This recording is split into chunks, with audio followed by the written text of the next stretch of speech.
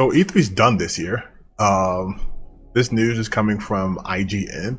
They're reporting that due to basically overall lack of interest in the industry, that E3 won't be happening.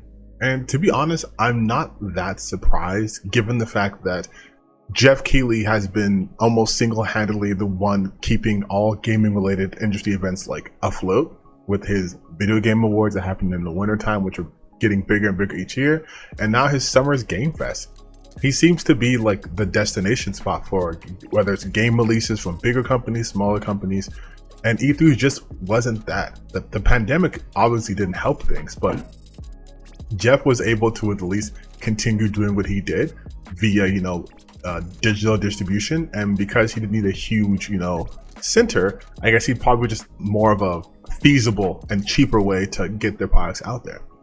So, the writing's been on the wall for E3 for, I would say, a while now. What with Microsoft and Sony almost opting to do their own thing, with Nintendo doing it way before the Nintendo Directs, and the bigger companies showing that you don't really need E3 to get your product out there, especially nowadays in 2023, where you can just go on TikTok, do a meme of Pedro Pascal eating something and just talk about a game, and that will give you exposure.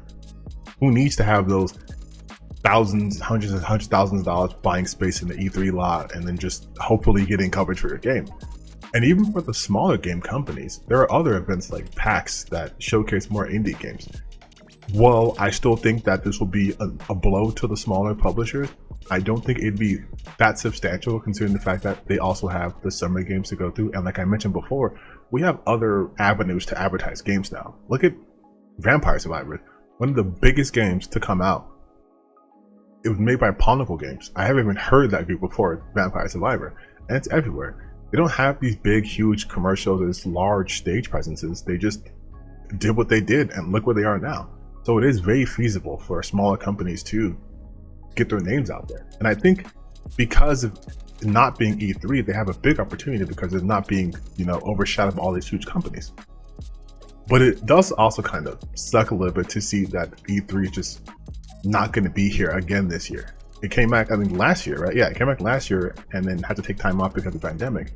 And now that it's gone again, it's kind of like the changing of the guard. Like, I don't think E3 will be back, especially when you have the likes of non-big three companies like Ubisoft, who was supposedly supposed to go to E3 but just pulled out, and now it's going, their Ubi Forward is going to be at the Summer's Game Fest, which just so happens to be in June. So we're not even waiting that long, like 4 months, and then we're at the Summer's Game Fest. And again, game companies nowadays just release shit through YouTube, through tweets, through TikToks, through so many other avenues. I don't think I can see the feasibility of E3 ever coming back. I know Jeff Hughes is excited though, because his shit's popping off. Man, that's crazy. Like, here, let me show you guys something. So this is from Forbes, and it's talking about how the Summer's Game Fest gets, the Ubisoft game. And mind you, this came out the 29th, yesterday. The IGN article came out today, stating that E3 is done. This was kind of one of the last things. And yeah, it really much, to me, feels like Summer Games Fest is going to be the new E3. There's just too many people eyes are on this. That's wild though. Like who would have thought that E3 would go out this way? It's kind of sad to see it just like kind of fizzling into nothing. It used to be like the titan of the industry, and now it's canceled. Okay, and here's the official article once again. The show did not garner sustained interest. Updated March 30th, 2023 at 1:05 p.m. So today, just gone.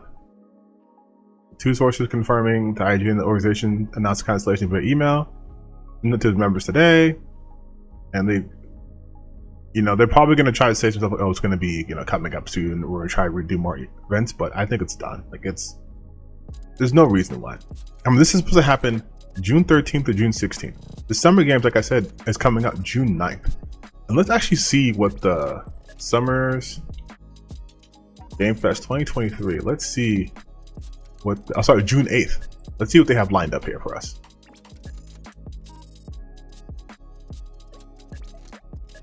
All right, so just partners alone, we have 2K, Activision, Atlas, Bandai Namco, Entertainment, then Bandai Namco, Bluebird, Capcom, Copy Titan, Deep Silver, EA, Epic Games, Focus, Hoyoverse, Humble Games, Mediatonic, Sega, and of course you have PlayStation, Square Enix, Steam, Tribeca Festival, Warner Brothers, Xbox. So you have the big three right there. And this is from last year. I'm assuming they're going to be back here again this year too. There'd be no reason for them not to. Where else to go? Even if they have their own little, shows they're going to put up, they're probably going to put something in the Summer Games. Just in 2022, what did we get? A Warhammer 40k RPG, Spider-Man Remastered, Final Fantasy 16 trailer, Street Fighter 6, the Callisto Protocols. Even though the game's kind of, you still got that release there. Uber's new horror game, Call of Duty Modern Warfare 2, Life with the multiplayer mode is now established. So you just had a lot, like Resident Evil Village DLC. You just had a lot of shit revealed over there, and there's no reason for them to go back to E3. Like, this is, yeah, I'm gonna call it, this is it. E3 is dead. Sucks, but E3 is dead. There's literally no reason to have E3 again.